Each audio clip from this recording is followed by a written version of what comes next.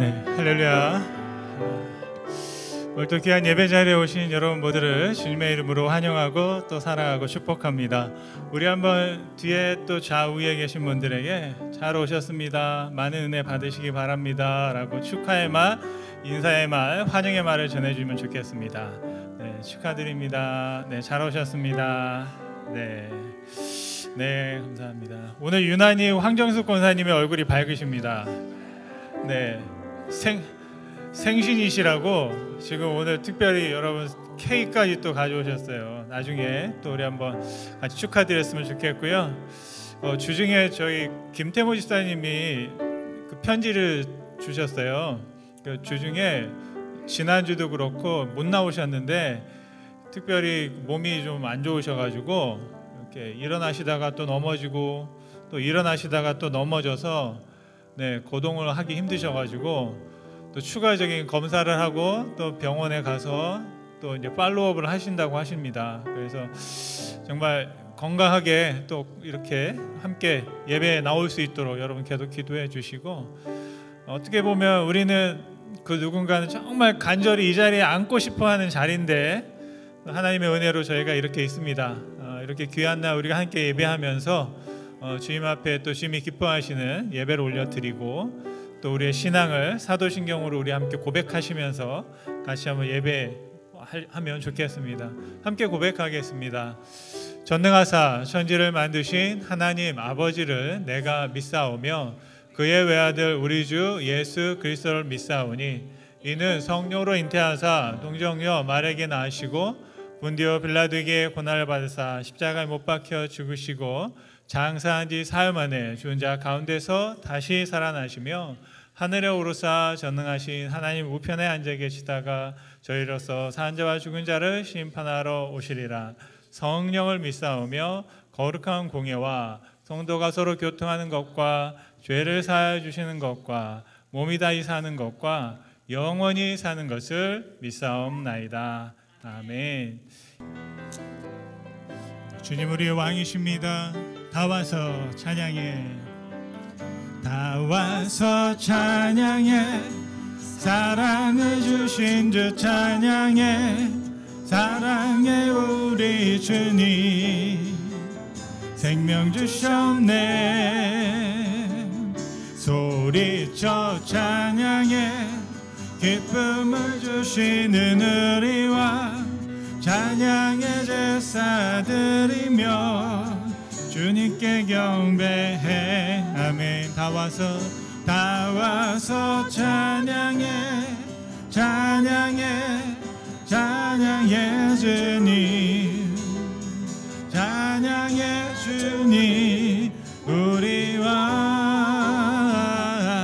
다 와서 찬양해, 찬양해, 찬양해 주님, 찬양해 주님 우리와. 한 번 더 찬양할까요? 다 와서 찬양해, 사랑을 주신 주 찬양해, 사랑해 우리 주님 생명 주셨네. 아멘.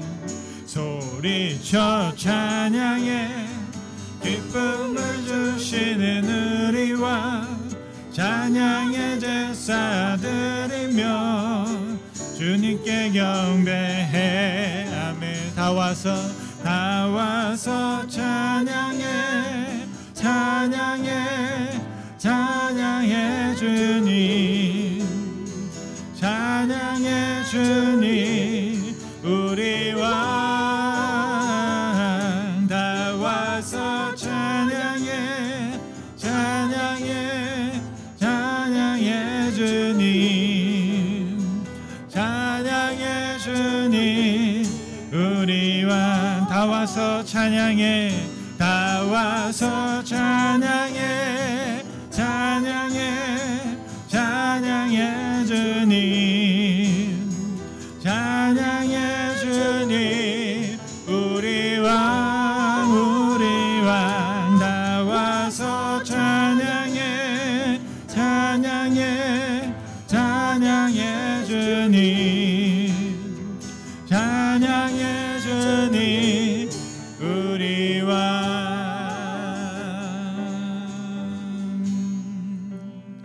아멘.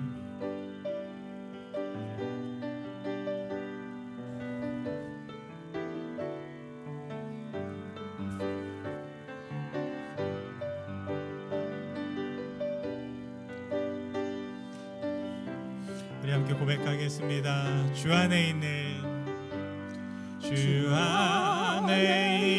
있는 나에게 난 근심이 있으랴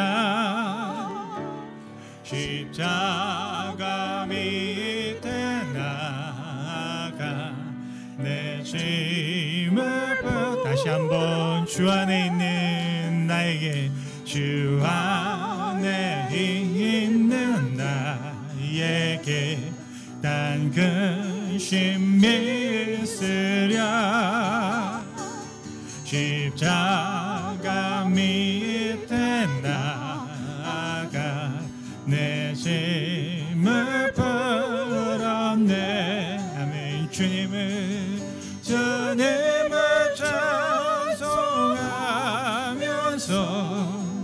할렐루야 할렐루야 내 앞길 멀고매도 나 주님만 따라가리. 그 두려움이 변하여 내 기도 되었고 전날의 한숨 변하여 내 노래 되었네. 아멘. 주님을 찬송하면서 할렐루야 할렐루야 내 앞길 멀고매도 나 주님만 따라가리. 내 주는 자비하셔서 늘 함께 계시고 내 궁핍함을 아시고 늘 채워주시네.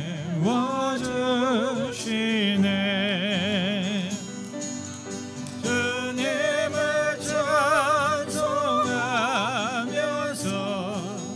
할렐루야 할렐루야 내 앞길 멀고매도 나 주님만 따라가리.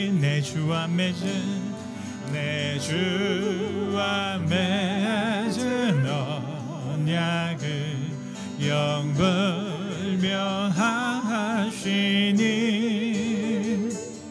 그 나라 가기까지는 늘 보호하시네.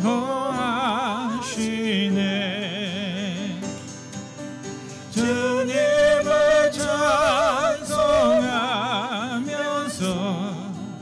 할렐루야 할렐루야 내 앞길 멀고매도 나 주님만 따라가리. 주님을 찬송하면서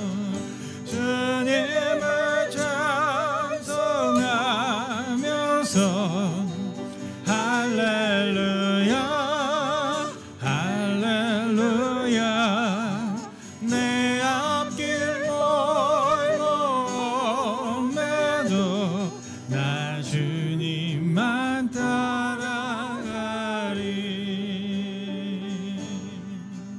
세상 사랑하사 독생자를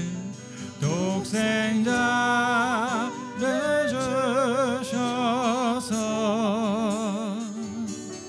믿는 사람마다 멸망 멸망치 않고 영생을 얻게 하셔. 다시 한번 찬양할까요? 세상 사랑하사 세상 사랑하사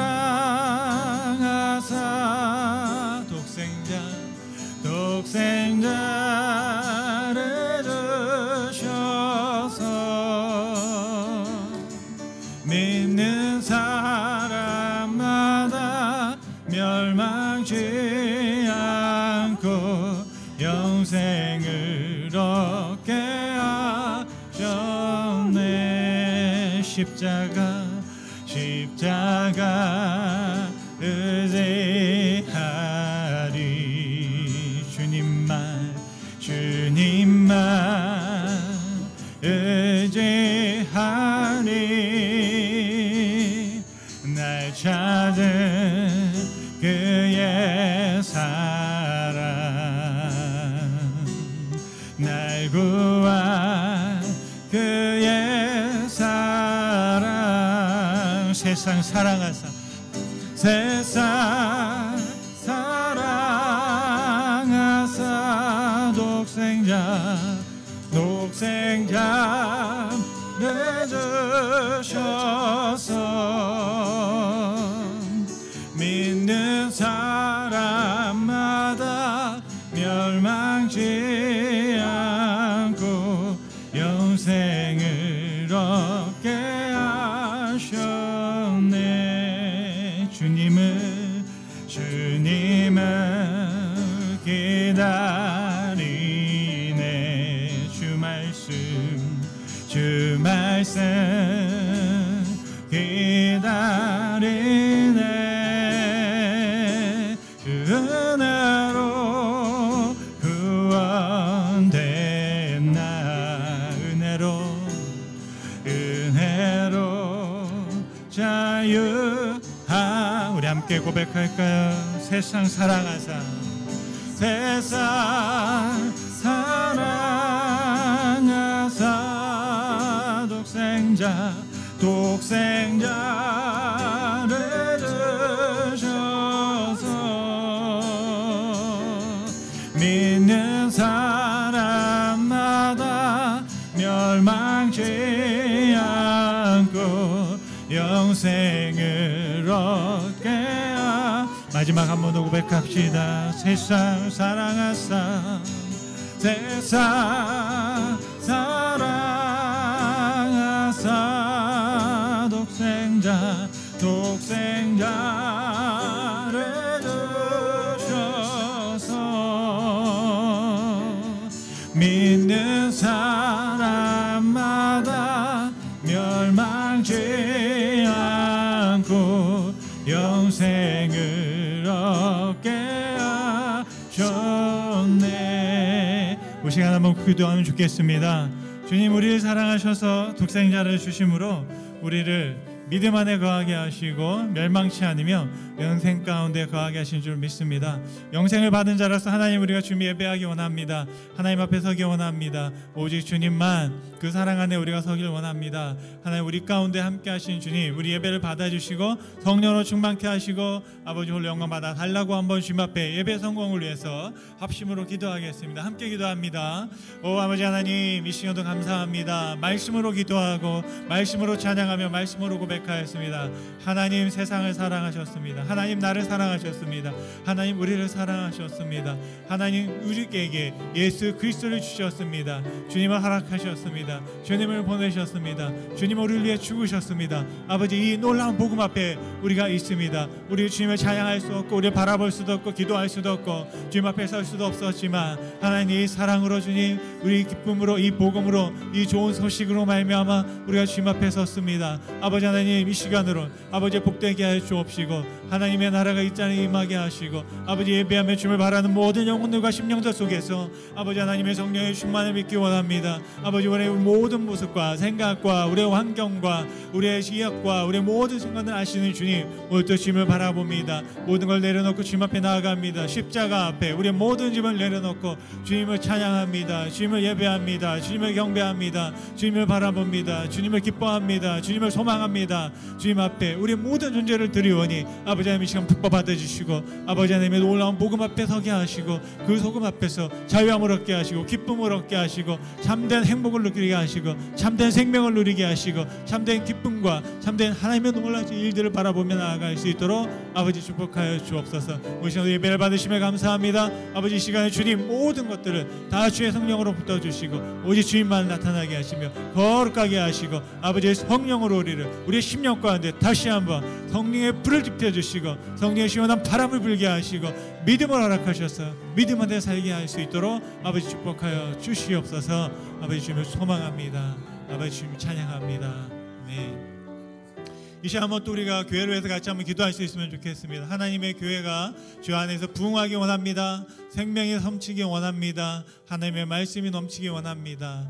하나님의 진리가 선포되어지며 하나님께서 우리 가운데 허락하신 일들을 우리가 감당하며 나아가기 원합니다. 믿음의 정말로 구원의 방주가 되게 하여 주시고 정말로 이 지역을 통해서 이 주변에 있는 영혼들이 정말 하나님의 교회를 바라보며 이곳에 계시는 하나님 예수님을 바라보며 모이게 하시고 주님을 향하여 자신의 인생을 다시 한번 터닝할 수 있도록 돌아볼 수 있도록 회개하고 하나님 앞에 나아올 수 있는 놀라운 역사가 일어나게 해달라고 하나님 이 교회를 하나님의 성전으로 세우셨습니다. 하나님의 교회가 부흥하기 원합니다. 예수 그리스도 중심이 되셔서 예수를 바라고 열망하는 자들이 모이게 하시고 하나님의 놀라운 구원을 경험할 수 있는 장소가 되게 해달라고 우리 한번 우리 교회를 부흥을 해서 같이 한번 합심으로 기도하겠습니다. 함께 기도합니다. 사석사하시는 주님 감사와 영광 올려드립니다. 하나님의 문대인 교회를 같이 한번 기도합니다. 아버지 하나님 우리에게 기도의 마음을 주셨습니다. 하나님의 성령의 놀라우신 분과 놀라운 부흥을 경험하기 원합니다. 먼저 하나님 우리가 주님을 향하여 우리의 마음을 돌리고 우리의 삶의 방향이 하나님을 향하기 원합니다. 주님을 바라보기 원합니다. 예수님을 바라보기 원합니다. 이곳에 계신 예수님이 우리의 중심이 되어 주셔서 아버지 하나님 이 지역 가운데 아직도 예수를 바라보지만 아버지 하나님 모이고 못하는 영혼들을 주님 불러주시고 아버지 그 영혼들 심령들 가운데 하나님의 성령의 만져주심과 하나님의 거룩하심 있게 해 주옵소서. 우리 인간적인 생각과 또 우리가 가지고 있는 여러 가지 환경들의 정말로 장애들을 주님 다 무너뜨려 주시고 아버지 하나님 바라보기 원합니다. 너무나 소중한 너무나 아름다운 너무나 가치 있는 하나님 예수 그리스도의 복음을 우리가 누리기 위하여 정말로 주님 이곳에 모였습니다. 아버지 하나님 놀라운 하나님 나라의 복음과 놀라운 그 보물과 하나님의 그 놀라운 선물을 아버지 우리가 다 받아 누리기 원합니다. 하나님께서 값없이 주신 그 은혜를 우리가 누리기 원합니다. 아버지 앞에 나오게 하시고 그 상황과 그런 환경과 그 일동과 그 모든 일들을 주께서 주장하여 주시길 원합니다. 아버지 하나님 함께하여 주시옵소서. 주님을 바라보게 하옵소서. 이곳에 함께하신 주님 이곳에 서 있는 십자가를 바라보게 하시고 이곳에 서 있는 예수 그리스도를 바라보게 하시고 예수님과 하나님의 영광을 위해 모여있는 이 예배와 기쁨의 잔치를 주님 소망하게 하시고 바라며 주님 앞에 구할 수 있도록 아버지 축복하여 주시옵소서. 오직 주님을 소망합니다. 주님을 예배합니다. 기도하시며 감사합니다. 우리 기도를 드시며 감사합니다. 우리의 영광 받아 주시옵소서. 예수님의 이름으로 기도드렸습니다. 오늘 예배를 위해서 이명노 집사님 기도해 주시겠습니다. 아멘.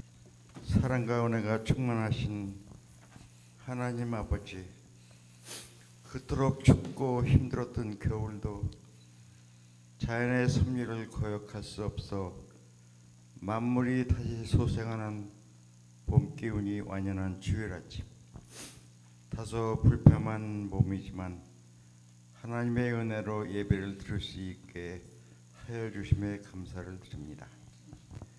우선 하나님의 말씀을 증거하시는 목사님의 건강을 잡아주시고 성령 충만하여 말씀을 전할 때마다 우리들의 심령이 감화되어 더욱더 하나님의 은혜를 느낄 수 있도록 하여 주시며 특별히 사모님의 건강 또한 함께 붙잡아 주시옵소서.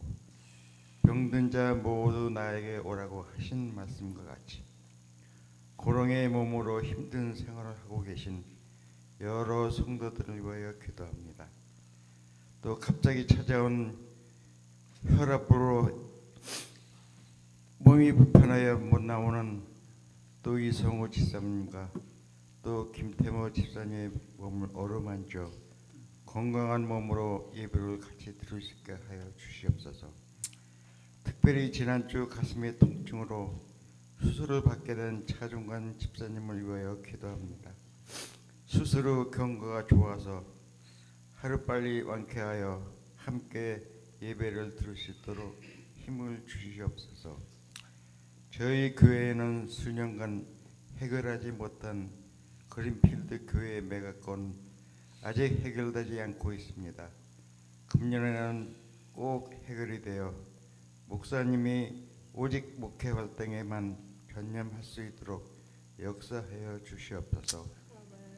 허공에 떠다니는 보잘것없는 먼지에게조차도 감사하는 마음으로 살아갈 수 있도록 희망과 용기를 주실 것을 믿사오며 이 모든 말씀 예수님의 이름으로 기도하였사옵니다. 아멘. 아멘.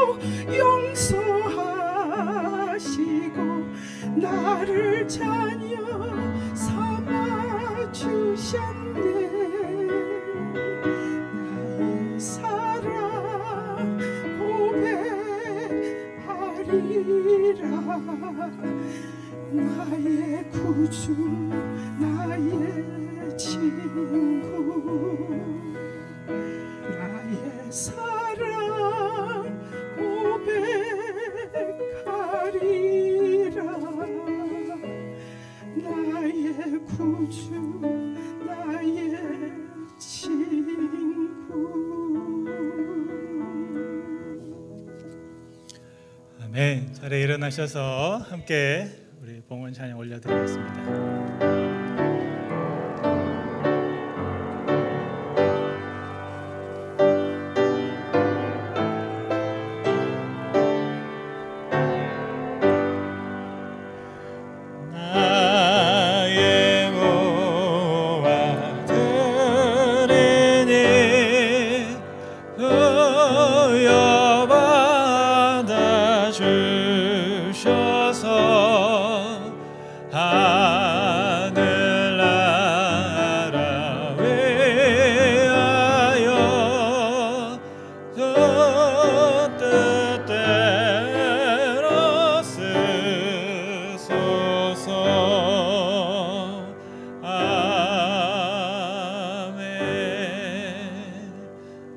기도하겠습니다. 사랑의 하나님 감사합니다.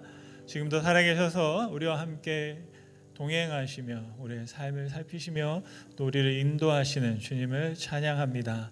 오늘도 주님 앞에 예배하며 우리의 시간과 또 정성과 마음과 우리의 몸과 우리의 생명을 주님께 드리는 마음으로 예물을 드렸습니다. 특별히 주일을 기억하며 또 10의 1조로 또 건축의 예물로 선교의 예물로 또 주님께서 부어주시고 또 함께 교제하게 하신 구역의 예물을 따라 각자의 제목을 따라 주님 앞에 드렸습니다.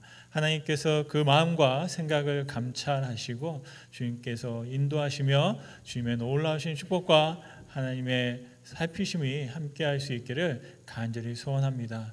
특별히 주님 이 예물을 드림으로 하나님의 교회가 축복을 누립니다.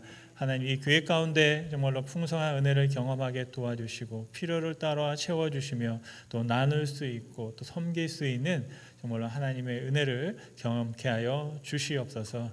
정말 일터에서 또 가정에서 각자의 맡은 곳에서 수고하고 애쓰고 있는 주님의 사랑하는 자녀들을 기억하여 주시옵시고 그 가는 곳마다 주님께서 부흥케 하시고 그들의 손이 터치되어지는 곳마다 놀라운 소생케 되어지는 역사가 일어나며 또 그들이 함께하는 곳에서 아름다운 생명의 공동체들이 세워질 수 있도록 축복하여 주시옵소서.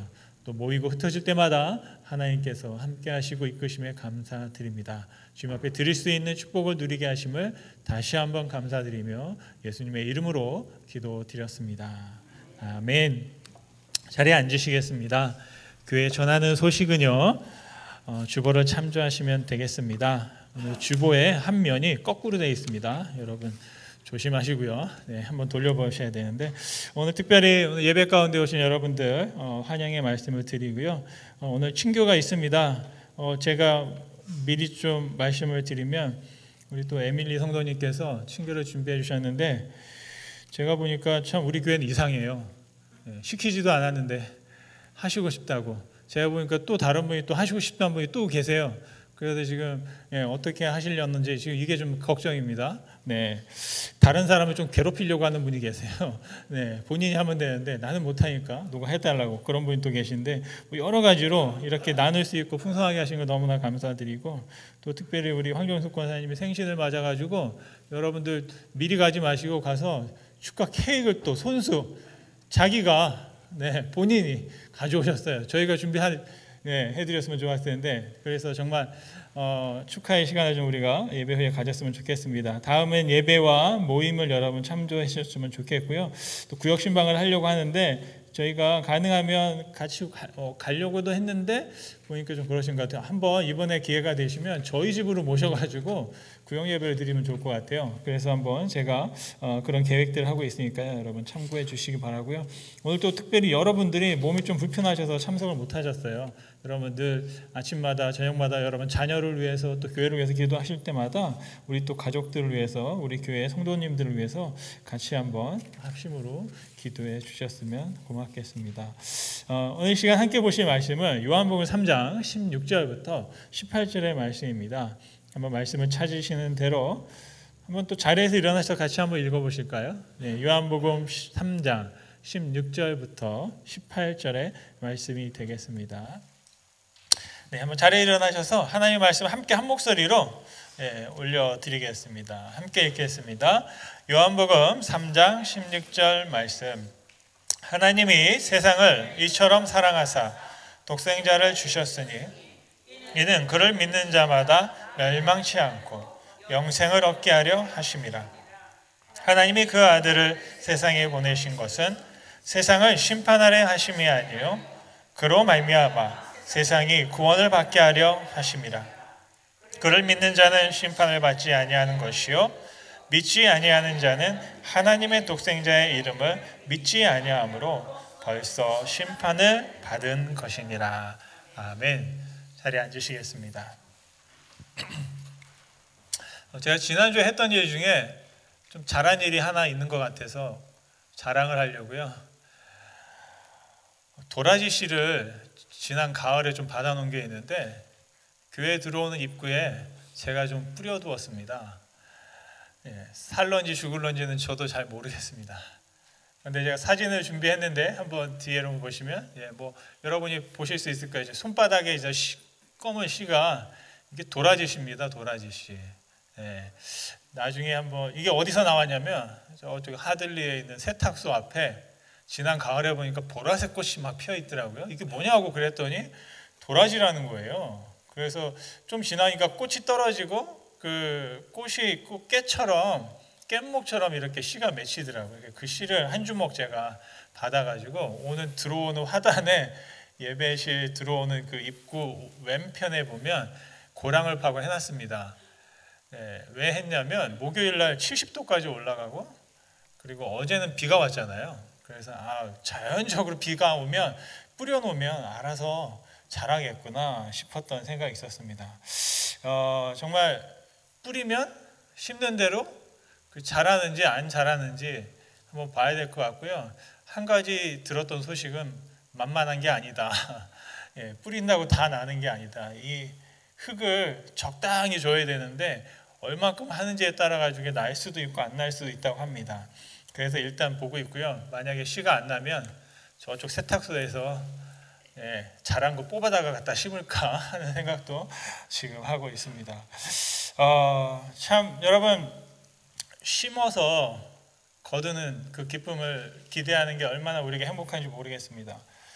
그런 기쁨을 가지고 하나님께서도 이 땅 가운데 심으셨어요. 무엇을 심으셨냐?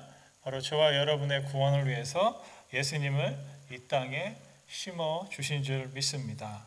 요한복음 3장 17절 말씀에 보면 제가 말씀을 보다가 16절은 많이 보았는데 17절과 18절은 조금 소홀하게 대하지 않았나 싶었습니다. 그래서 오늘은 17절, 18절에 어떤 말씀이 있나 같이 한번 보려고 하는데요. 이런 말씀입니다. 하나님이 그 아들을 세상에 보내신 것은 세상을 심판하려 하심이 아니라 그로 말미암아 세상이 구원을 받게 하려 하심이다. 예수님을 보내셨다, 예수님을 심으셨다라고 말씀드렸는데 그 이유가 뭐냐? 구원하려고.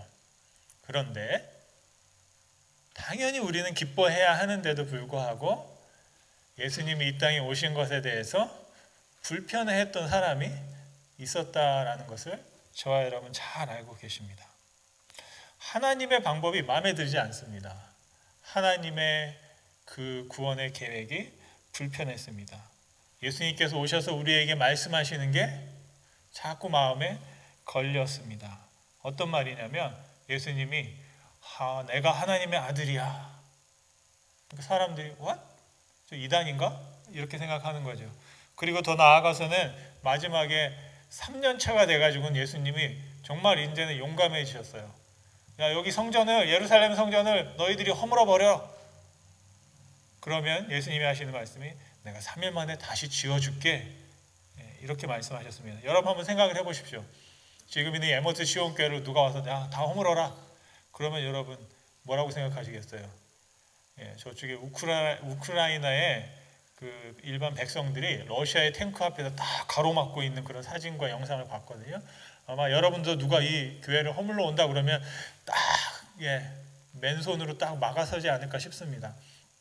유대인들이 그런 생각을 한 거거든요. 예루살렘 성전은 뭐냐면 곧 하나님이세요. 하나님이 계신 곳이기 때문에 성전을 헐라는 게 무슨 의미인지 이건 정말 엄청나게 심각한 일이죠. 그런데 그리고 나서 하신 말씀이 3일만 주면 내가 다시 세울게 이런 말씀을 하시니까 그 당시에 있던 사람들은 와 이게 무슨 말이냐 이해할 수 없다. 저와 여러분은 아세요. 왜 그게 무슨 뜻인지. 예수님께서 다시 3일 만에 부활하신다라는 의미를 가지고 말하신 거죠. 그거는 나중에 사도들이 그 말씀을 설명해 주었기 때문에 알고 있는 거지. 만약에 여러분 이 자리에서 제가 그런 말을 했다 그러면 저 무슨 말 하나 라고 했을 겁니다. 사람들이 예수님의 말을 듣고 확신을 얻었어요. 어떤 확신은? 저 사람하고는 같이 갈 수 없겠구나. 같이 가면 안 되겠구나. 그런 확신을 얻은 거예요. 더 나아가서는 어떻게 해요? 그래서 죽이기로 작정한 거죠. 다른 말로 하면 죽어야만 했다는 겁니다. 이유는 간단합니다. 너무나 분명해요. 하나님을 모독한 죄인을 살려둘 수 없다. 그래서 그 죽일 수 있는 가장 확실한 방법을 선택했는데 그게 뭐냐면 십자가라는 것이죠. 십자가. 하나님의 거룩함을 훼손한 그 사람의 최후가 어떠한지를 그 십자가를 통해서 다 알려주려고 했다라는 것입니다. 정말 안타까운 것은 뭐냐면 그 사람들은 예수님을 죽이는데 하나님의 이름을 사용했어요. 그리고 하나님의 아들을 죽이는데 아버지의 이름을 사용해서 예수님을 죽이셨습니다. 예수님을 따르는 사람들이 그 십자가에 달린 예수님을 보고 많은 것을 깨닫기를 바랬습니다. 그런데 이 십자가가 굉장히 효과가 좋았습니다. 왜냐하면 예수님을 따르던 사람들이 다 뒤로 물러난 겁니다. 그 중에 가장 예수님과 가까이 있던 누가 있냐면 베드로가 있습니다. 예수님께서 뭐 죽으시겠다 어쩌겠다 말을 하니까 베드로가 뭐라고 그랬냐면 예수님 그런 일은 없습니다. 예수님이 돌아가시면 나도 같이 죽겠습니다 라고 했던 베드로가 여러분 어떻게 됐습니까? 3번 예수님을 부인할 뿐 아니라 저주했잖아요. 예수님께서 골고다 언덕 이렇게 올라가실 때 예수님의 십자가를 대신 지어준 사람이 있어요.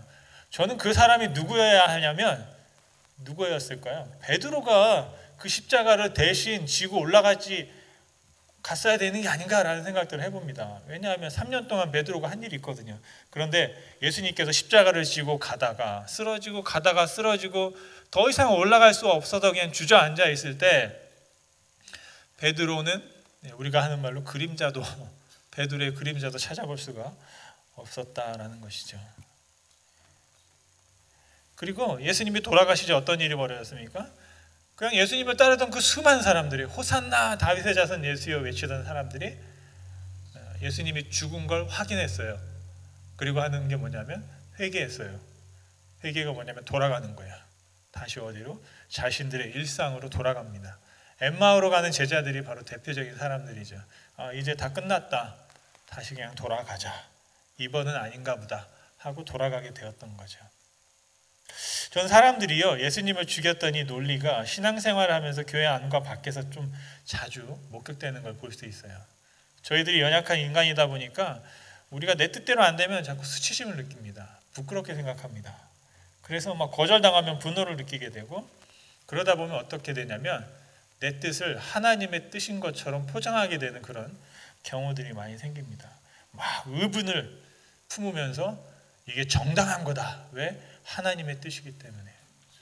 제가 어제 신문 기사를 봤는데 러시아의 블라디미르 푸틴 대통령이 한 5분 동안 연설한 거를 이제 기사로 이렇게 써 있더라고요. 지금 뭐 전쟁이 한 달 가까이 되어지고 있잖아요. 근데 처음에 했던 이야기가 똑같이 하더라고요. 뭐냐면 그 우크라이나의 한쪽 지방에 러시아와 친한 사람들이 있는데 제가 보니까 우크라이나의 사람들 다 러시아 말을 같이 쓰더라고요. 그래서 이 러시아를 지지하는 사람들이 학살당하고 핍박당했다. 그래서 이 전쟁은 내가 그 사람들을 구원해내기 위한 전쟁이다. 이렇게 그 자신의 전쟁에 대한 정당성을 이야기하더라고요. 그리고 하는 말이 지금 어느 때보다 러시아는 단합되어 있다. 우리의 젊은 군사들이 손에 손을 잡고 우크라이나와 맞서고 있다. 뭐 이런 연설을 하더라고요. 제가 우크라이나에서 지금 현재 벌어지고 있는 일들이 막 영상과 동영상을 통해서 전 세계로 막 퍼져나가고 있거든요. 그래서 그 이야기와는 너무나 다른 그 러시아에서 그 대통령으로서 자신의 어떤 입장과 전쟁을 정당화하기 위한 그래서 제가 보니까 그 전쟁이 뭐냐면 구원하기 위한 전쟁이다라고 자신의 그 핍박당하고 학살당하고 있는 그 사람들을 돕기 위한 전쟁이다. 이렇게 말하고 있는 것을 보고 와 정말 어떻게 저럴 수 있을까라는 생각을 하게 됩니다. 분명히 우크라이나에도 그 나사렛 교회가 있거든요. 그래서 나사렛 교회들이 지금 같이 이제 모여서 또 구호품도 보내고 전쟁에 같이 하는 것들을 돕고 있는데 그 상황과 이 사람의 이야기는 너무나 달랐다라는 사실을 보고 참 놀라지 않을 수 없습니다. 제가 볼 때 하나님께서는 심판이 아니라 무엇을 말씀하셨습니까? 구원을 말씀하셨어요. 죄송하지만 이 푸틴이라는 사람도 심판이 아니라 구원을 말하고 있더라고요. 그런데 그 구원을 말하면서 전쟁을 하고 있는 것. 이거는 좀 뭐가 앞뒤가 맞지 않는다라는 생각합니다. 왜냐하면 지금까지 2천여 명의 사상자가 났고 수십만 명의 지금 이재민이 발생하면서 엄청난 어려움을 겪고 있는 걸 저희가 보고 있습니다. 여러분, 우리는 사람으로서 아니라고 하지만 자꾸 하나님을 대신하고 싶은 유혹을 느낍니다. 그래서 하나님은 구원을 말씀하시는데 우리가 구원을 말하면서 하나님을 대신하는 심판자로 서려고 하는 그런 유혹들이 생기는 거죠. 그래서 성경을 읽다 보면 우리가 좀 불편할 때가 있습니다. 왜냐하면 내가 믿고 내가 바라는 것과 다른 말씀을 하나님께서 하실 수 있기 때문입니다. 그래서 오늘은 저와 여러분들이 믿어야 될 복음, 정말 하나님께서 말씀하신 복음이 무엇인지를 우리가 한번 살펴보려고 하는데요. 저와 여러분 잘 알고 있는 바로 요한복음 3장 16절 그리고 17절, 18절 말씀을 토대로 해서 우리가 믿어야 할 복음이 뭘까? 첫 번째로는 하나님은 세상을 사랑하신다라는 겁니다. 너무 당연한 말이죠. 그런데 성경에는 두 가지의 세상이 있습니다. 하나님께서 창조하시고 와 너무 보기 좋다라고 하는 세상이 있고, 하나님을 사사건건 거부하고 반역하는 세상이 있습니다. 그런데 성경을 잘 보시면 이 세상이 이렇게 지구와 태양처럼 아니면 지구와 달처럼 떨어져 있는 세상이 아닙니다. 이 두 개의 세상은 다른 세상이 아니라 하나의 또 세상입니다. 요한복음 3장 16절에 하나님께서 사랑하신 세상은 하나님께서 창조하신 아주 아름다운 세상이면서 또한 하나님을 배반한 그 세상 같이 포함되어 있다는 거죠. 여러분, 아담과 하와가 하나님으로부터 물려받은 땅이 있습니다. 너희는 생육하고 번성하라. 하나님의 처음 축복의 말씀을 아담과 하와에게 주셨죠. 그게 바로 하나님께서 우리에게 주신 세상이에요. 그런데 얼마 후에 아담과 하와가 하나님 앞에 범죄하게 되죠. 그러면서 에덴 동산에서 쫓겨나면서 또 다른 세상을 만나게 되는데, 바로 그 세상도 어떤 다른 곳에서 아담과 하와가 이렇게 우주선을 타고 온 게 아니고 저와 여러분이 지금 발붙이고 사는 이 세상을 하나님께서 같이 보시고 계신다라는 것입니다. 그래서 하나님이 사랑하신 그 세상은 내가 살고 있는 세상이기도 하고 또 나의 원수가 살고 있는 세상이기도 하다라는 거죠. 예수님 당시에 사람들은 이걸 인정하지 못했습니다. 왜냐하면 율법에 의해서 구별돼서 우리는 정결하다. 유대인들에게는 아주 정결법이 대단히 중요합니다. 할 것과 하지 말 것이 365가지를 우리가 지켜야 돼요. 그걸 다 지켜야만 우리가 이제 정결한 사람이 되는데, 그렇게 구별된 의인이라고 자처하는 사람을 예수님이 뭐라고 하셨냐면 회칠한 무덤이다, 위선자다, 죄인이다 말씀하셨어요. 그리고 우리가 만들어 놓은 그 율법의 테두리에서 벗어나 있는 사람, 쉽게 말하면 잘 몰라요. 율법이 뭔지도 모르는 사람, 그 사람을 예수님께서 찾아가셔서 의인이다 말씀하시는 겁니다. 그러면 여러분 어떨까요? 만약에 여러분이 생각할 때 어떠시겠어요? 편하지 않죠, 그죠? 불편하시죠.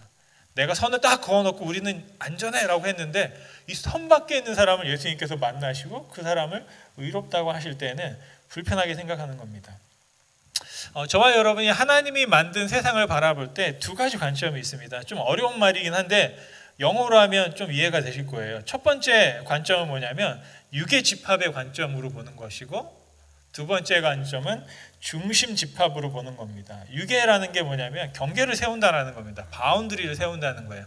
그래서 어떤 그 그룹이나 모임을 바라볼 때 그 바운드리를 정해놓고 바라보는 관점이 있고, 어떤 관점은 센터, 그 중심이 뭔가를 생각하고 바라보는 관점이 있습니다.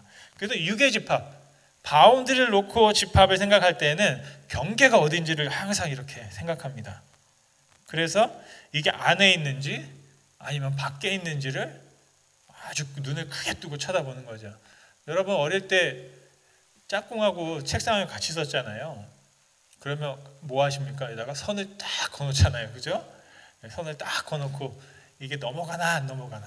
제가 했던 일은 뭐냐면 괜히 은근히 이렇게 손가락 끝을 선에다가 살짝 걸쳐가지고 넘어가는 척하고 연필을 하나 이렇게 슬쩍 굴려 흘려보내고 자꾸 옆에 있는 친구 귀찮게 하는 걸 이제 제가 했었거든요. 예. 그러면 친구는 그걸 보고 있다가 막 넘어오지 말라고 또 막 이제 그렇게 했던 적이 있습니다. 이게 뭐냐면 유계집합이에요. 바운드를 정해놓고 이게 들어와 있는지 밖에 있는지를 자꾸 쳐다보는 겁니다. 그래서 관심을 자꾸 거기에 갖는 거죠. 그런데 복음을 말하고 있는 하나님께서 말씀하시는 세상을 바라보는 관점은 뭐냐면 우리가 그어놓은 선이 있는데 그 선을 하나님께서 넘어가시는 것을 자꾸 보게 되는 겁니다. 예수님께서 하신 게 뭐냐면 그걸 자꾸 선을 넘는 거예요. 그러니까 사람들이 불편하게 생각했던 겁니다. 제가 말씀을 통해서 봤던 세상은 하나님께서 이 세상을 바라보시는 관점은 뭐냐면 국경도 없고 인종의 장벽도 없고 성의 구별도 없는 것, 그게 바로 하나님께서 우리 가운데 보여주시는 거거든요. 그래서 하나님은 세상을 바라보실 때 경계가 없이 바라보신다라는 겁니다. 예수님께서 우리가 살고 있는 세상에 오셨어요. 역사 속으로 오셨어요. 그런데 어느 한 지역에 국한돼서 오신 것이 아니라 육신이기 때문에 그곳에 머물러 계셨지만 예수님께서 하신 말씀은 뭐냐면 땅 끝까지 온 세상의 증인으로 제자를 삼으라고 말씀하셨습니다. 거기에는 구별이 없다라는 말씀입니다. 제가 이 말씀을 보고 정말 감사했던 건 뭐냐면 지금 과학이 많이 발달해서요. 이제는 대부분의 사람들이 우리만 생명체일까라고 할 때 의구심을 갖습니다. 외계인이 있을 거야라고 이제 대충 어떤 사람들은 짐작하고 생각하는 사람들이 많아요. 화성을 가고 하는데 우리는 태양계가 있고 지구가 있고 뭐 몇 개, 12개의 행성이 있어서 우리는 바라보지만 이 밖에 또 무엇이 있지 않을까라는 생각들을 사람들이 이제는 공상과학이 아니라 과학을 통해서 이제 증명해내려고 하는 그런 시대가 됐습니다. 그렇게 넓고 넓은 우주 그 안에 예수님께서 다른 곳에 가지지 않고 지구라는 행성에 저와 여러분들이 살고 있는 역사 속으로 들어오셨다는 것은 이것만으로 하나님이 누구를? 우리를 사랑하신다라는 그런 증거가 될 수 있다고 생각합니다. 여러분, 우리가 예수님이 중심에 되게 되면 누가 우리 집합 안에 있고 누가 집합 밖에 있는지를 알아내려고 애쓰지 않게 됩니다. 그냥 하나님이 우리를 사랑하시는구나 라고 하는 것만으로 충분하다고 생각할 수 있습니다. 하나님께서 우리를 사랑하시기 때문에 하나님께서 옳은 일을 하실 거라고 우리가 믿고 누구에게요? 하나님께 맡길 수 있다라는 것이죠. 두 번째로 하나님께서 우리 가운데 주신 우리가 믿어야 될 복음은 무엇일까? 하나님은 독생자를 주셨다라는 것입니다. 여기서 중요한 단어 중에 하나가 뭐냐? 바로 주셨다라는 단어예요. 주셨다. 저는 이게 우리가 믿는 복음의 핵심이라고 생각합니다. 좋은 이유예요. 하나님께서 말씀하신 많은 것들 중에 우리가 왜 하나님의 말씀을 기뻐할 수 있는가? 주셨기 때문에. 주셨기 때문에. 우리가 얻은 것이 아니라 하나님이 주셨다는 것이죠. 하나님께서 독생자를 임명하셨거나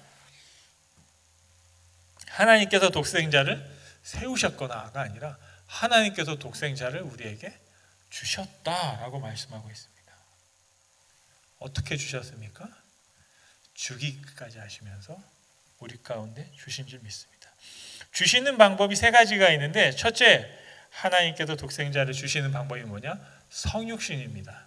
이게 굉장히 중요한데요. 왜냐하면 저와 여러분들이 무언가를 주고 나눌 때 바로 이 방법이 필요합니다.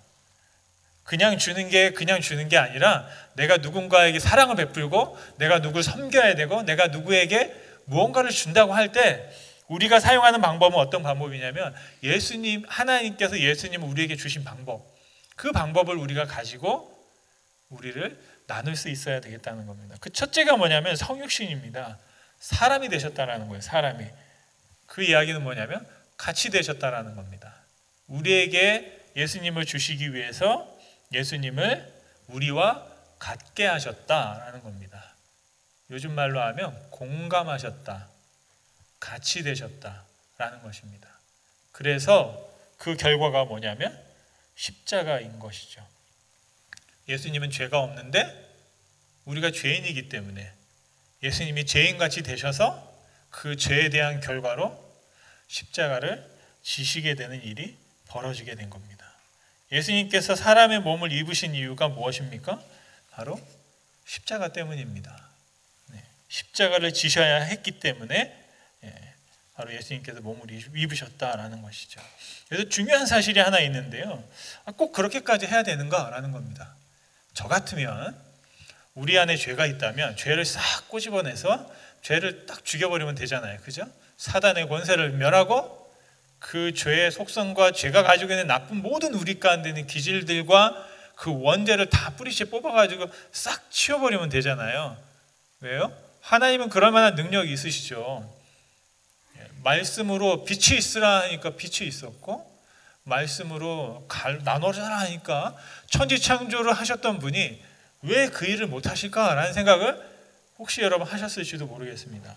근데 성경을 읽으면서 제가 깨달았던 건 뭐냐면, 우리의 죄를 죽이려면 방법이 딱 하나가 있더라고요. 그게 뭐냐면 나를 죽여야 돼요. 우리를 죽여야 돼요. 이 죄가 나와 따로 분리되어 있는 게 아니더라고요. 하나예요. 그냥 내가 죄인이에요. 내가 죄인이기 때문에 만약에 그 죄를 없애려면 똑같은 방법을 써야 돼요. 어떤 방법을? 죽여야 되는 거예요. 죄를 여기서 암덩어리 뭐 살짝 빼내는 게 아니라 내 존재가 죄이기 때문에 이 죄를 죽여야 되는 거죠. 그러니까 하나님께서 어떻게 하셨냐, 방법이 우리를 죽일 수 없으니 대신 예수 그리스도를 죽이셨다라는 것, 그것이 바로 성경의 말씀이고요. 저와 여러분들이 알곡과 가라지의 비유를 말씀하면서 제가 깨달았던 건 뭐냐면, 예수님께서 그냥 두라고 하셨어요. 언제? 나중에 추수할 때 나누자라고 말씀하셨습니다. 그 추수는 뭐냐면 가지를 딱 잘라버리는 거잖아요. 줄기를. 식물로 치면 죽는 거예요. 죽었을 때 구분하자, 이제 이렇게 말씀하셨습니다.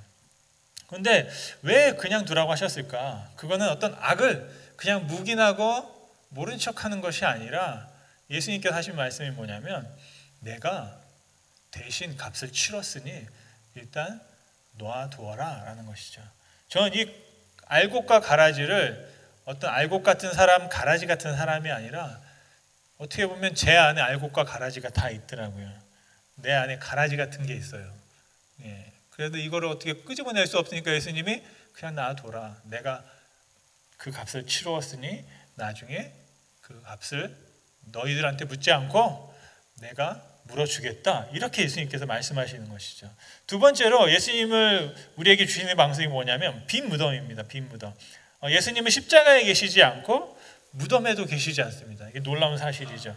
무덤은 어떤 곳이냐? 생명이 없어요. 관계도 없어요. 나눔이 없어요. 어쩌면 이 무덤은 지옥과 많이 닮아 있습니다. 우리들은 예수님을 만나기 위해서 십자가를 통과합니다. 또 무덤을 통과해야 합니다. 하지만 무덤에 머물러 계실 필요는 없다라는 것입니다. 그 존 버년이 썼던 철로 역정이라는 책에 보면 순례자가 막 짐을 지고 십자가 앞에 딱 가는 순간 그때 짐이 덜커덩 떨어지더니 대굴대굴 굴러가지고 무덤으로 쏙 들어가 버립니다. 그리고 그 짐이 사라져 버려요. 그러니까 이제 이 순례자가 기쁜 마음으로 찬송하면서 가볍게 펄펄 뛰면서 이제 순례를 시작하는 모습이 보입니다. 여러분, 저와 여러분들이 져야 될 모든 짐, 여러 가지가 있지만 가장 죄가 제일 무겁잖아요. 그 죄에 대한 싹, 그게 사망인데 예수님께서 그 싹을 그 무덤에다가 자신의 죽음을 통해서 치르시고 나오신 줄로 믿습니다. 세 번째, 하나님께서 예수님을 우리에게 주시는 방식이 뭐냐? 부활이라는 것입니다. 부활.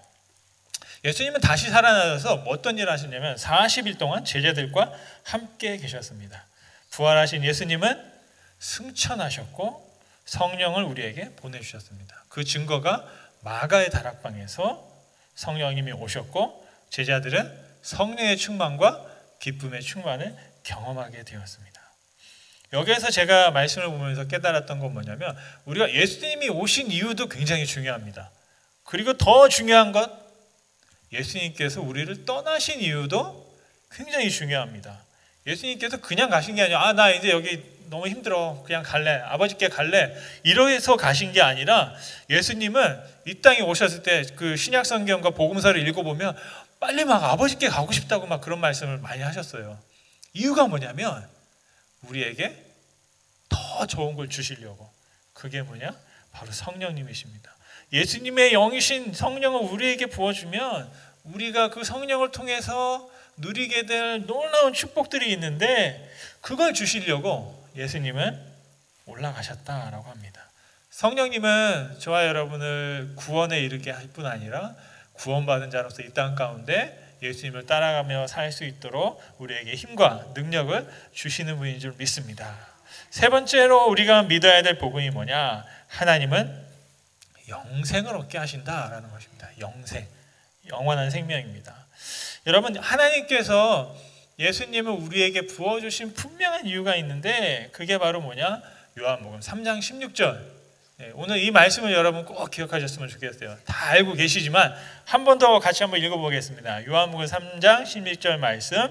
하나님이 세상을 이처럼 사랑하사 독생자를 주셨으니 이는 그를 믿는 자마다 멸망하지 않고 영생을 얻게 하려 하심이라.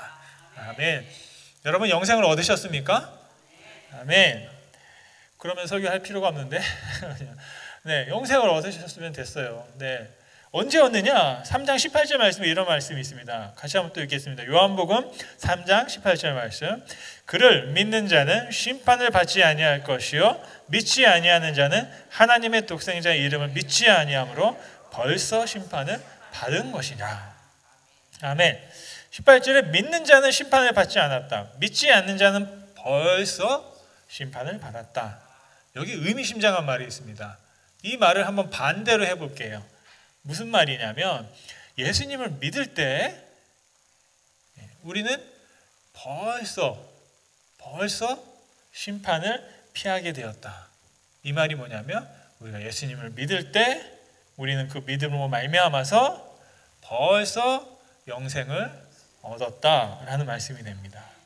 여러분, 영원한 생명이 무엇일까요? 저도 일반적으로 이런 생각을 합니다. 먼저 딱 드는 생각은 천국이 떠오르죠. 그래서 영원한 생명이라는 것은 천국에 가는 것, 그것이 영원한 생명이라고 우리가 생각할 수 있습니다. 그래서 요한복음 3장 16절을 멸망하지 않고 천국에 갈 것이다 라고 생각할 수가 있습니다. 천국을 가지 않는다는 말이 아니라요, 한 번 더 본문의 말씀을 자세히 읽어보면 예수님께서 어떤 말씀을 하고 계신지, 이 말씀이 다른 제자들의 말이 아니라 예수님께서 하신 말씀입니다. 예수님은 성경에서 이런 말을 하지 않으셨어요. 조심스러운 말이지만 너희들이 나에 대해서 잘 알고 믿으면 너희들이 죽을 때 천국에 갈 것이다 라는 말씀을 예수님은 하신 적이 없습니다. 그런데 우리는 교회에서 그런 말들을 많이 들은 것 같아요. 저도 그랬습니다. 예수님 믿으면 천당, 불신, 지옥, 다 맞는 말입니다. 그런데 정말 여기서 말씀하시고 있는 천국, 그렇게 가게 되는 것, 그것이 예수님께서 하신 말씀인가를 한번 살펴보면 조금 천국이 하나가 더 있는 걸 볼 수 있어요. 말씀에서. 그게 무슨 말이냐면 예수님께서 말씀하신 영생이라는 것은 죽어서 가는 천국이 아니고요, 예수님을 믿을 때 저기 있는 천국이 우리에게 오는 것을 더 강조해서 말씀하고 있는 것을 알 수 있습니다. 그러니까 두 개의 천국이라는 건 뭐냐면 지금 여기서 누리는 천국이 있고 앞으로 우리가 다가올 세상에서 누리게 될 천국이 있다. 이렇게 성경에는 두 가지의 천국을 말씀하고 있습니다. 그래서 이 두 가지가 다 중요하죠. 왜냐하면 이 천국이 하나로 연결되어 있기 때문입니다. 지금 천국을 누려야 나중에 천국을 누릴 수가 있고요. 바로 그것을 위해서 예수님을 당시에 있던 사람들이 그렇게 법을 만든 거예요. 이 땅에서 의인으로 구원받는 사람이 천국에 갑니다 라고 법에 정해놓은 거죠. 그래서 천국에 갈 수 있는 사람들은 내가 이미 천국에 갈 수 있다는 것 자체만으로 이 땅에 천국으로 변한 경험을 하게 되는 겁니다. 그래서 그 예수님 당시에 천국에 갈 수 있던 사람들은 아마 여기에서 몇 명 안 될 거예요. 특별한 사람들만 천국에 갈 수 있어요. 구별된 사람들. 날 때부터 아예 그냥 하나님이 딱 정해놓은 사람들만 천국에 갈 수 있도록 그렇게 되어 있습니다. 그러다 보니까 평범한 사람들은 천국에 갈 생각조차 못하는 거죠. 꿈도 꾸지 못하는 겁니다. 여러분, 예수님께서 오셔서 우리 가운데 바로 그 천국의 문을 활짝 열어주심으로 어떤 일이 벌어졌냐면 아주 평범한 사람들도 천국에 갈 수 있다는, 그리고 천국을 살 수 있다는 그런 꿈을, 그 복된 소식을 우리 가운데 전해주신 줄로 믿습니다. 저희 신앙생활하고 또 많은 분들 만나다 보면 약간 죄송스러운 말이지만 이런 믿음을 가진 분들이 있어요. 지옥은 가기 싫고 교회 가면 불편하고, 그래서 할 수 있는 게 뭐예요? 그래도 예수는 믿어야지. 왜요? 최소한 예수를 믿으면 우리는 구원받을 수 있고 천국에 갈 수 있다라고 오해들을 많이 하시더라고요. 이건 정말 오해입니다. 엄청난 큰 오해인데요. 하나님께서 예수님을 통해서 우리에게 보여주신 건 뭐냐면 천국을 가도록 우리를 보장시켜주는 것, 그것을 우리가 복음의 전부인 것처럼 생각하는 경우가 많이 있다는 겁니다. 그래서 나는 최소한 다른 건 몰라도 예수님을 믿어. 그러니까 나는 천국에 갈 수 있어. 이것도 참 어떻게 보면 이게 정말 예수님께서 저와 여러분들에게 주신 바른 믿음인지를 성경을 통해서 우리가 한번 살펴볼 필요가 있겠습니다. 예수님께서 말씀하신 건 뭐냐면 하나님이 세상을 이처럼 사랑하셔서 독생자를 주셨다. 이는 그를 믿는 자마다 멸망치 않고 영생을 얻게 하려 하신다. 영생은 뭐냐면 하나님의 나라, 천국의 삶을 지금 바로 시작하는 것입니다. 말씀을 마치면 우리가 중요하게 믿어야 될 것이 있습니다. 예수님에 관한 사건을 믿는 것이 아니라 진짜 예수님을 믿어야 한다는 거죠. 천국 가기 위해서 필요한 이론과 예수님이 어떻게 해요? 사람으로 오셨어. 십자가에서 죽으셨어. 부활하셨어. 승천하셨어. 아멘 하면 난 천국 가.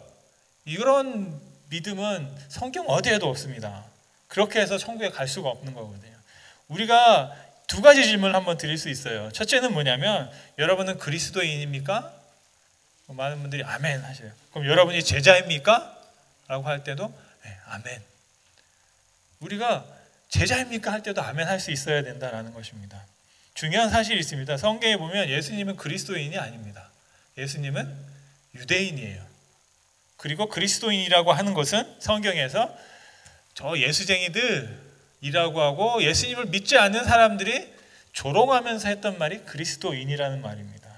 그래서 성경에서 우리가 교리적으로 예수님을 구주로 믿은 사람이란 어떤 의미로 그리스도인이라고 하는데 성경에서 그리스도인 삼으십시오라는 말이 없어요. 우리가 성경을 읽어볼 때 중요하게 생각하는 건 예수님이 하신 말씀이 뭐냐면 제자를 삼아라. 나를 따르는 사람. 예수님께서 하신 말씀이 뭐예요? 나를 따르라 라고 하셨어요. 나를 따라와라. 여러분, 우리가 그 말을 좀 더 신중하게 들어야 될 줄로 믿습니다. 예수님을 따르는 사람들에게는 두 가지 중요한 계명이 있습니다. 하나님을 사랑하고 온 마음을 다해 하나님을 사랑하고 주변의 사람들을 자기 자신처럼 사랑하는 것입니다. 여러분, 이 두 가지 사랑을 하면 어떤 일이 벌어질까요? 바로 그곳이 천국이 되는 줄로 믿습니다. 바로 그곳에서 영원한 천국을 누리며 살게 되는 줄로 믿습니다. 존 오투버그라는 목사님께서 이런 말씀하셨습니다. 예수님을 믿는다는 것은 그분이 말씀하시는 대로 하기로 작정하는 것이다. 단순히 좋은 곳에 가기 위한 수단이 아니다. 천국에 들어가는 것보다 더 큰 문제는 천국에 어울리는 사람이 되는 것이다 라는 말씀입니다. 여러분, 이스라엘 사람들은요 이런 복음이 마음에 들지 않았어요. 내 손으로 뭔가를 해야 막 직성이 풀렸던 거죠. 하나님이 주셨다고 하니까 못 믿었고 동기부여되지 않습니다. 그래서 그냥 내가 만든 신을 통해서 내가 돋보이고 내가 구원받은 자로서 이 땅 가운데 어떤 특권을 누리기를, 그래서 예수님께서 이미 하나님의 영광을 돌리교의 십자가와 부활과 사건을 주었는데도 불구하고 내가 예수님보다 더 큰 영광을 올려야지 라는 생각을 하게 되었던 겁니다. 지구상에 보면 두 개의 교회가 있다고 합니다. 큰 교회, 그리고 큰 교회가 되고 싶어하는 교회. 여러분, 저는 신앙생활 하면서 그런 생각을 해봤습니다. 야, 우리가 지금 이렇게 누릴 수 있는 축복, 기쁨과 감사를 많은 경우에 저도 처음에 개척하면서 300명 이런 거 목표를 세우고 막 했거든요. 10년이 됐는데 안 되더라고요. 그러니까 절망스러운 거예요. 아, 이게 뭐가 잘못됐지? 막 생각했습니다. 그래서 지금 행복해야 되는데 내가 100명이 돼야 돼, 200명이 돼야 돼, 300명이 돼야 돼. 그러면 우리가 행복할 거야. 그런 생각들을 하게 되면서 당장 하나님께서 주신 은혜를 자꾸 미루게 되는 걸 볼 수 있습니다. 여러분, 지금 우리가 누릴 수 있는 이 은혜를 여러분 미루지 마시고, 지금 우리가 누릴 수 있는 하나님의 천국을 지금 이 자리에서 하나님께서 우리에게 주신 정말로 단순한 개념, 하나님을 사랑하고 이웃을 사랑함을 통해서 저와 여러분이 누릴 수 있으면 정말 좋겠습니다. 제가 목회하면서 또 배운 한 가지 중에 뭐가 있냐면, 정말 목회자가 행복해야 성도들이 행복하다라는 사실입니다. 반대로 성도가 행복해야 또 목회자도 행복하다라는 것입니다. 내가 천국을 살아야 우리가 천국을 전할 수 있는 것이죠. 여러분들이 천국을 살아야 우리가 그 천국을 함께 만들어갈 수 있는 줄 믿습니다. 만약에 매일 성도님들이 불평하고 불만하고 그러면 그 말을 듣는 목회자는 행복할까요? 기도는 할 수 있고 인격이 성장을 할 수는 있지만 다른 사람을 기쁘게는 하지 못합니다. 그런데 만약 어떤 다른 사람들을 맨날 저에게 와서 아니면 목회자에게 와서 막 간증하고 감사를 고백하고 그런 말을 듣는 목회자는 어떨까요? 정말 행복에 겨운 목회를 할 것이라고 믿습니다. 그래서 행복한 성도는 행복한 목회자가 만들고 또 행복한 목회자는 행복한 성도가 만든다라는 겁니다. 이런 생각을 할 때 우리가 말하는 것들을 좀 가지치기 할 필요가 있습니다. 왜냐하면 저 사람이 행복해야 내가 행복하구나. 바로 그런 원리가 성경에도 또 천국에도 적용되는 줄로 믿습니다. 여러분, 제가 가장 행복할 때는 여러분들이 정말 예수님을 믿고 따르는 모습들을 보게 되는 것입니다. 예수님께서 말씀하신 복음 안에서 살아가는 것, 바로 그 삶을 목회자가 바라볼 때 가장 행복한 순간이 아닐까 싶습니다. 구원받았으면 여러분이 구원받은 그 옷을 저기 옷장에다가 걸어놓지 마시고 매일 꺼내서 입으시고 살아가실 수 있기를 간절히 소원합니다. 여러분, 말씀 마치겠습니다. 하나님이 우리를 사랑하셨습니다. 사랑하셔서 독생자를 주셨습니다. 하나님의 사랑이신 예수님을 믿음으로 영원한 삶, 천국의 삶을 누리시기를 간절히 축원드립니다. 아멘. 이 시간 한번 이렇게 찬양하고 같이 한번 기도할 수 있으면 좋겠습니다. 혹시 이 말씀을 들으면서 여러분 그런 생각 하시는지도 모르겠습니다. 이렇게 천국을 사는데 나는 왜 이렇게 삶이 어려운가요? 왜 이런 일들이 우리 가운데 아직도 있어야 하나요? 우리 한번 이 찬양을 같이 부르면서 정말 그럼에도 불구하고 우리가 하나님을 믿음으로 나아갈 수 있는 힘과 담대한 믿음을 주시기를 바라면서 같이 한번 기도하고 찬양할 수 있으면 좋겠습니다. 아무것도 두려워 말라.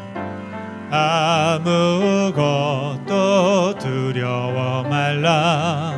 주 나의 하나님이 지켜주시네. 놀라지 마라. 겁내지 마라. 주님 나를 지켜주시네. 다시 한번 아무것도 두려워 말라. 아무것도 두려워 마라. 주 너의 하나님이 지켜주시네. 놀라지 마라. 겁내지 마라. 주님 너를 지켜주시네. 내 맘이 힘에 겨워 지칠지라도 주님 나를 지켜주시네. 세상의 험한 풍파 몰아칠 때도 주님 나를 지켜주시네. 주님은 나의 산소, 주님은 나의 요새, 주님은 나의 소망, 나의 힘이 되신 여호와. 주님은 나의 산소, 주님은 나의 산소, 주님은 나의 요새, 주님은 나의 소망, 나의 힘이 되신 여호와. 아멘. 우리 한번 기도하면 좋겠습니다. 아무것도 두려워하지 마라. 주님, 이 시간 우리가 주님 안에서 예수 그리스도의 복음을 알고 믿음으로 영원한 생명 가운데 살아가는 줄 믿습니다. 상황과 환경이 때로는 어렵고 우리를 놀라게 할지라도 주님이 우리를 지켜주시는 줄 믿습니다. 주님의 사랑이 우리 가운데 있는 줄 믿습니다. 그 사랑 안에 거하게 하여 주옵소서. 우리가 힘겨워 지칠 때에도 하나님 우리와 함께 하시는 줄 믿습니다. 하나님 우리와 동행하시고 한 주간 살아가면도 하나님의 그 힘으로, 하나님의 그 사랑으로 살아가게 하여 달라고 우리 주님 앞에 합심으로 기도하면 좋겠습니다. 함께 기도하겠습니다. 사랑의 하나님, 오늘 시간에 주님을 찬양합니다. 세상을 이처럼 사랑하셔서 독생자 예수 그리스도를 이렇게 보내주시고 그를 믿는 자마다 멸망하지 않으며 영원한 생명으로 나아가게 하신 주님을 찬양합니다. 아버지, 우리가 영생을 얻었습니다. 하나님 나라 천국의 삶이 시작되었습니다. 하나님, 우리가 예수님을 따르기로 작정했습니다. 하나님, 정말로 주님을 따라갈 수 있도록 아버지, 이제는 그 모든 심판을 피하고 영원한 생명 가운데 걸어가며 천국의 삶을 이 땅 가운데 누리고 정말로 실천하고 우리의 삶을 통해서, 우리의 입술을 통해서, 우리의 손을 통해서, 우리의 환경을 통해서 아버지 전파되고 나아갈 수 있도록 주님 축복하여 주시옵소서. 주님 사랑하셨습니다. 아버지, 하나님 우리를 지켜주시고 붙잡아 주신 줄 믿습니다. 하나님 경건케 하시고 온전케 하시고 거룩함으로 나아갈 수 있도록 아버지 하나님을 붙잡게 하여 주옵소서. 하나님을 사랑합니다. 우리 예수님을 사랑합니다. 우리를 사랑하게 하시고 사랑으로 우리가 우리 이웃을 나의 몸같이 사랑하는 그 사랑의 계명을 아버지 다시 한번 마음에 새길 수 있도록 주님 축복하여 주시옵소서. 주님 찬양합니다. 하늘 역사하시는 주님 감사합니다. 우리를 위하여 독생자 예수 그리스도를 보내주심으로 그분을 믿을 때 우리가 영원한 생명을 얻게 하신다 말씀하셨습니다. 믿을 때 심판을 피하게 되고 벌써 영생 가운데 들어가게 되며 천국의 삶이 시작되는 줄 믿습니다. 하나님, 예수를 믿음으로 구원의 새로운 시작을 하게 하심을 감사합니다. 그 구원이 한 번으로 맞춰지는 것이 아니라 매일 반복되어지며 하나님과 더 가까이 가지며 하나님과 더 친밀케 되어지고 그 생명이 더 풍성케 되어진 놀라운 역사 있게 하여 주옵소서. 하나님께서 세상을 사랑하심으로 우리가 세웠던 모든 경계와 담과 장벽을 허물어 주셨습니다. 예수님을 믿을 때 그분과 동행함을 통하여서 우리가 그 모든 경계를 허물고 하나님의 복음을 힘써 나눌 수 있도록 주님 축복하여 주옵소서. 믿음 안에서 이미 천국의 삶을 시작했습니다. 때로는 시련과 아픔이 있을 수 있습니다. 우리의 힘에 부대끼는 일들이 우리 가운데 있을 수 있습니다. 고난이 있고 고통이 있고 여전히 사라지지 않는 문제와 질문이 있을 줄 믿습니다. 하지만 그럼에도 불구하고 하나님은 우리를 사랑하심으로 우리를 지켜주시고 우리와 동행하심으로 우리는 그 천국을 절대로 잃어버리지 않을 것을 이 시간도 다시 한번 믿음으로 고백하며 확신합니다.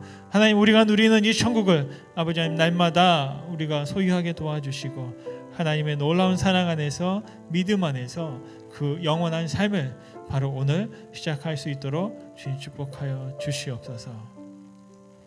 이제는 우리를 사랑하신 하나님의 사랑하심과 예수님의 은혜로우심과 성령님의 함께 하심이 우리를 사랑하심으로 독생자 예수 그리스도를 보내주시고 그를 믿을 때 우리가 영원한 생명을 누리게 됨을 얻게 됨을 우리가 그를 통하여 정말로 작정하게 되는 모든 주님의 사랑하는 자녀들과 가정과 기업에 지금부터 영원토록 함께 있을지어다. 아멘. 주님의 찬양.